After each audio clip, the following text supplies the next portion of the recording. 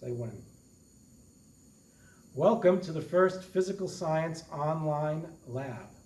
If you're viewing this video, I am either dead or incapacitated because of the corona, or the campus could be closed, or all three.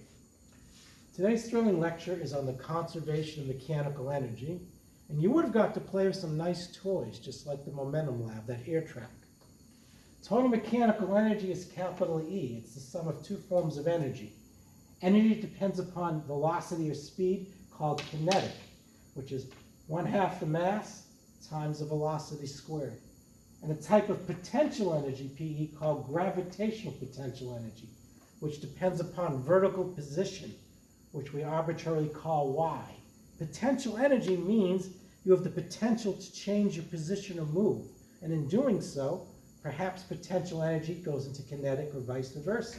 For example, walking over here, this has zero kinetic energy, but it has a potential energy component because it's above the desk, and it has the potential to decrease that vertical position Y and gain kinetic energy. The higher you lift it above it, the more potential. Higher, even faster.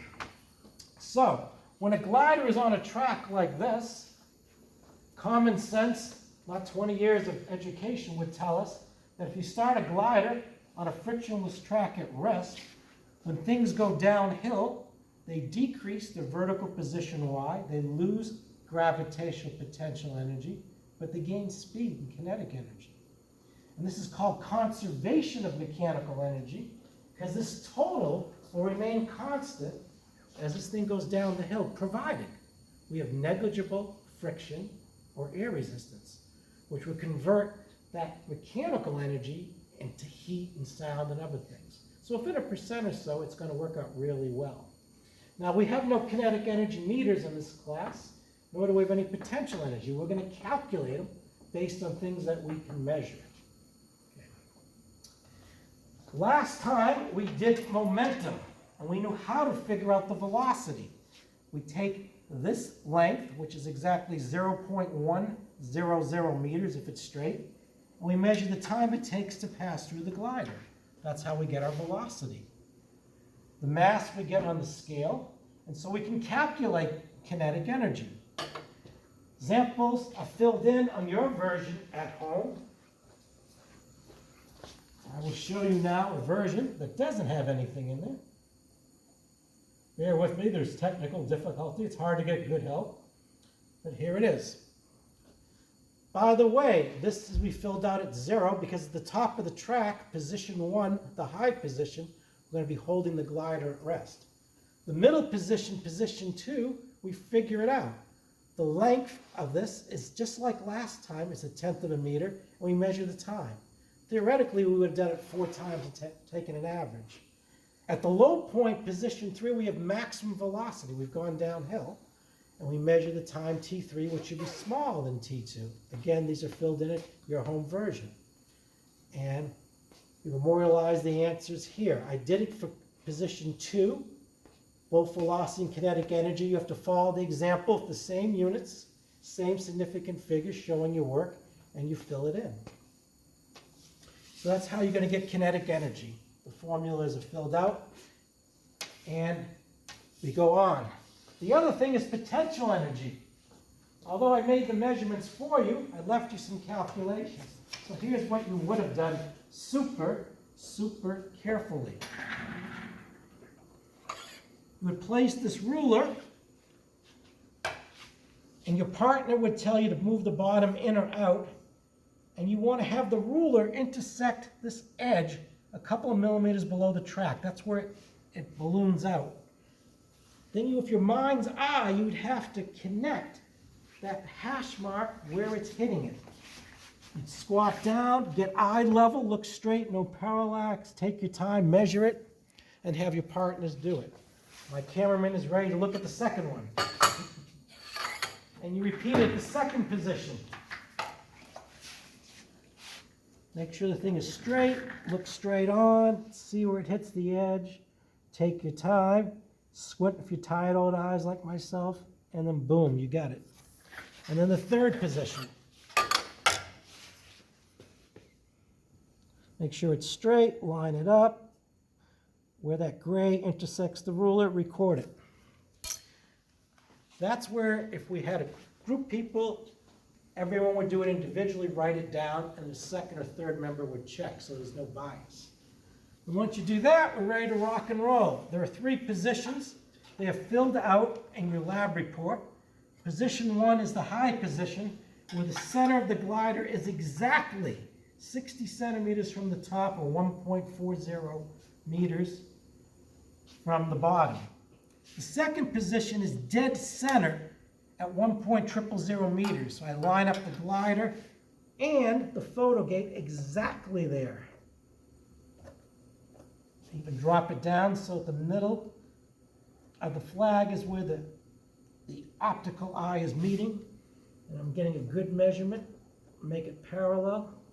This takes years of practice and training. Don't try this at home. Do it virtually. And then finally, the third position, it's at 60 centimeters, or 0.600 meters from the bottom. Raise this bad boy up. Line the thing up super carefully.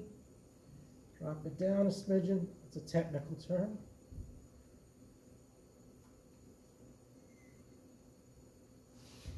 And now we're ready to rock and roll. Scooby-Doo. Turn on the air like you don't care.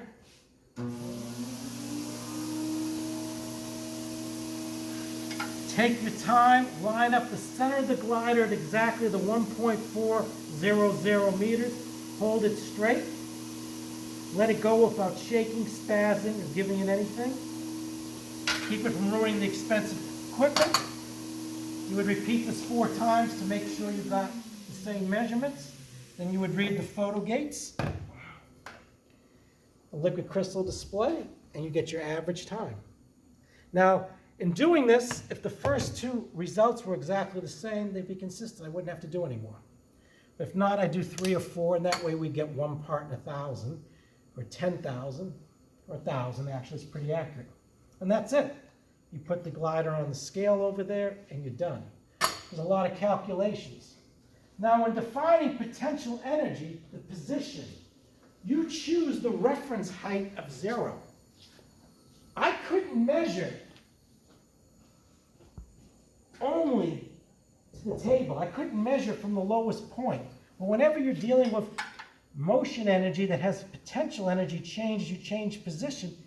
If I'm going between here and here, it makes sense to call the lowest position 0. Potential energy. That way everything is positive. When I start out at rest, 100% of my energy is potential energy of gravity, GPE, based on the largest vertical position. It has 0 kinetic. When I drop down halfway to here, I've lost half my height, half my potential energy of gravity, so my kinetic energy should be 50% of the total. That's a way of checking, and I already did that on the sample data.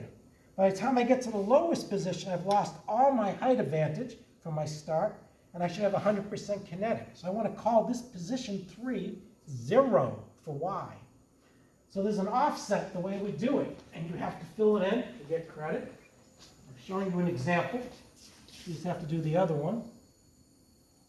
Is that the tall position up here, Y1, is the difference between H1 and H3, the high minus the low.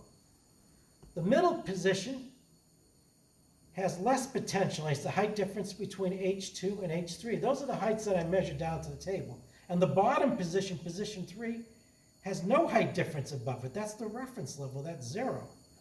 And so if you were looking at your labs, which I don't have the copy here loaded yet, position 1, oh, I wrote on the thing. Not used to doing it. Can we fix that? These aren't permanent, are they? All right, whatever. Never mind, can't write on this. That would be 0 here, and at the bottom would be 0 there. Technical difficulties, we're done.